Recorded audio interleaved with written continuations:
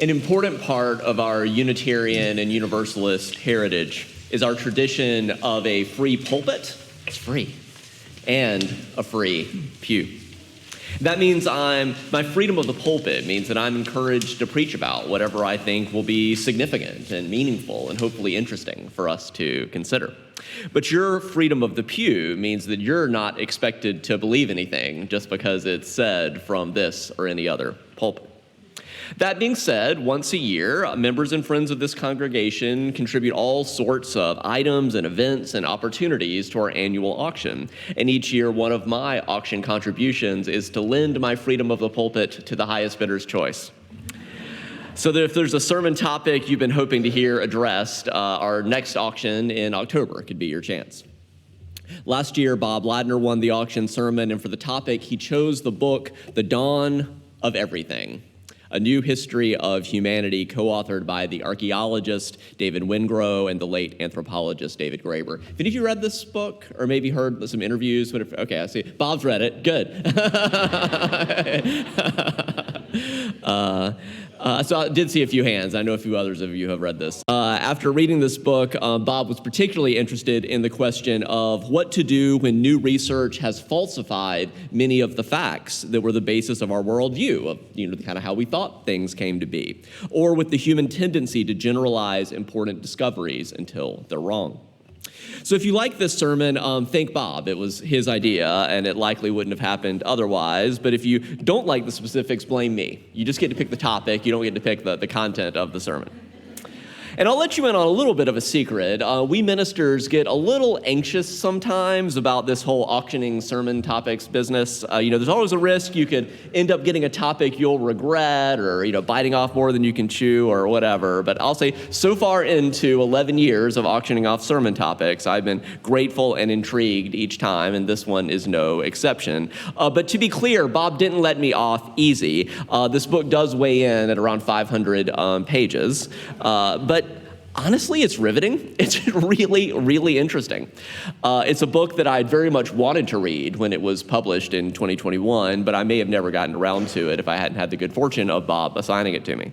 Some of you may remember that I have preached about David Graeber's work once before in a sermon a few years ago titled Alienated Labor, BS Jobs, and the Dream of a 15-Hour Work Week. It was inspired by two of his previous books, Debt, The First 5,000 Years, which is a fascinating but more academic and denser book, as well as the much shorter and more accessible book, BS Jobs.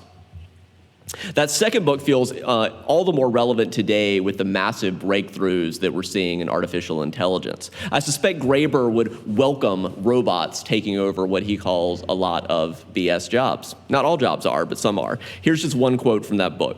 Huge swaths of people, if they'll be honest with you, spend their days performing tasks they secretly believe do not need to be done. He would target a lot of middle management in this. It's as if someone were out there making up pointless jobs just for the sake of keeping us all working.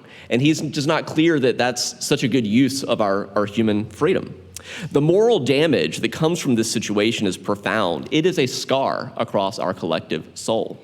Yet virtually no one talks about it. How can you even begin to speak about dignity in labor if one secretly believes one's job shouldn't exist? This perspective, so he started out with an essay about this that just blew up and went viral, and then he wrote a book about it. So this perspective directly relates to our focal book for this morning. Graeber is deeply interested in helping us better understand the story of our human past to help us live more creatively, more imaginatively, more meaningfully in the present and the future. And for this most recent book, this is classic Graeber, like just the ruffled, his hair all messed up, and like the ruffled academic.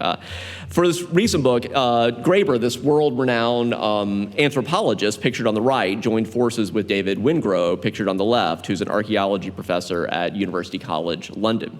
Wengrow's very impressive in his own right, but Graeber's really the superstar. He earned a PhD in anthropology at the University of Chicago, and after teaching at Yale University for almost a decade, he was controversially denied tenure. So you know how we talk about being a good trouble congregation? He caused a little too much good trouble at Yale, and I think they just didn't really want him around calling them on their BS, basically. But in retrospect, it was a huge loss for them, given the international reputation he came to develop. He ended up teaching in what he called academic exile in England, but he did okay. He taught at the London School of Economics for the final decade of his life. His greatest legacy, though, is likely his leadership role in the Occupy Wall Street movement. He is the one coining the slogan, "We are the 99%." If you spend a lot of time hanging out in activist circles, you'll sometimes see T-shirts with his face on it. So it really was a tremendous loss, as some of you may know, that he died of pancreatitis in 2020 at the age of 59. It was just 3 weeks after turning in the final manuscript for this book. This volume alone is monumental, but they had actually planned to write at least 3 sequels. So it truly is a loss. The impetus for the book is similar to the Occupy Wall Street movement. Basically, their contention is that something has gone terribly wrong with the world. A very small percentage of its population control the fates of almost everyone else, and they are doing it in an increasingly disastrous fashion. So what are we going to do about it? Well, one response is the kind of direct action of the Occupy Wall Street movement. Another is this book, which is inviting us to tell a different story, a better story, arguably, about our past as a way of inspiring a better future. So let's get into it. As with the lyrics of our opening hymn, what do the latest findings from anthropology and archaeology tell us about where do we come from? Who are we? And where are we going? On the one hand, the latest social scientific findings have taught us a lot of new and interesting things about deep history. On the other hand, we do need to also be honest that most of human history will always remain irrevocably lost to us. Our species, Homo sapiens, has existed for at least 200,000 years. But for most of that time, we have next to no idea what was happening. We just don't know. Presumably, a lot of dramatic events occurred during that period, but we just have no way of knowing what most of them were unless someone invents a time machine. Probably another terrible idea, right? So for now, let's just take one example, though, as a point of reference, that interesting things were being done by interesting people, even during the Paleolithic period. So say between 25,000 and 10,000 BCE in what we now call northern Spain, we have evidence of fascinating art on cave walls. This art is, tens of thousands of years old, preserved until this I love these handprints, right? It's like people are literally reaching out from the past, right? I was here. My life mattered. What a powerful message. You can also see these remarkable depictions of bison. I mean, that's pretty impressive. It's thousands of years before art school was invented, right? And using whatever natural supplies could be scrounged up. So Vengrow and Graeber bring up this example to open our minds about what was the day-to-day reality like during prehistoric times. The story of times before the agricultural revolution have often been told as if our ancestors were all these simplistic, rather similar members of small primitive groups. But our co-authors challenge us to consider there is increasing evidence that for tens of thousands of years, our forebears were diverse groups who engaged in bold social experiments, lived and created community in really interesting and different ways, and resembled what could only really be called a carnival parade of political forms. Anyone who has spent time doing anthropological field work with indigenous people can attest that even those who make their living hunting elephants or gathering lotus buds, they're just as skeptical, they're just as imaginative, just as capable of critical analysis as those who spend their days operating tractors, managing restaurants, or chairing university departments. And as best we can tell, that's been true all the way back. We humans have always been skeptical and creative and imaginative. So the same was true of our ancient ancestors. Accordingly, one of the questions our co-authors invite us to ask is, what if we started treating people from the beginning as the imaginative, intelligent, playful people that they clearly were? Such inquiries might in turn invite us to be more imaginative, creative about the possibilities in our own present and future. Well, that's part of what Occupy Wall Street was all about. So let me say a bit more about how the story of our prehistory has typically been told. and that our co-authors are trying to complicate. Here in the West, our sense of our ancestors has been deeply shaped by two particularly influential works of political philosophy. First, Thomas Hobbes in 1651. This is Hobbes of Calvin and Hobbes fame. In 1651, wrote a book called Leviathan. And Jean-Jacques Rousseau in 1754 wrote a book called Discourse on the Origins of the Foundations of Inequality Among Mankind. Really scintillating stuff. According to Rousseau, our ancient ancestors were primarily small groups in a state of childlike innocence, and that the patriarchy, the bureaucratic state, the military-industrial complex that we would call it today, all of that came as a result of the agricultural revolution. That basically everything was great, and then we started the agricultural revolution, and maybe we'd be better off if so-called civilization had never happened. Hobbes tells a very different version of that story. He contends that our ancient ancestors lived lives that were solitary, poor, nasty, brutish, and short. Some of you may have heard that famous phrase. Instead of civilization being a fall from Rousseau's imagined egalitarian ideal, Hobbes thought that contemporary human society was this tremendous advance over living lives ruled by our basest instincts, lives of might makes right. So based on the latest findings in both archaeology and anthropology, Wingrove and Graeber invite us to reject the extremes of either Hobbes saying everything was terrible and Rousseau saying everything was fabulous. Instead, they invite us to consider it was all just and always has been a lot messier, more complicated, more diverse, and more interesting than all that. And this diverse past invites us to, again, be more imaginative about the possibilities in our future.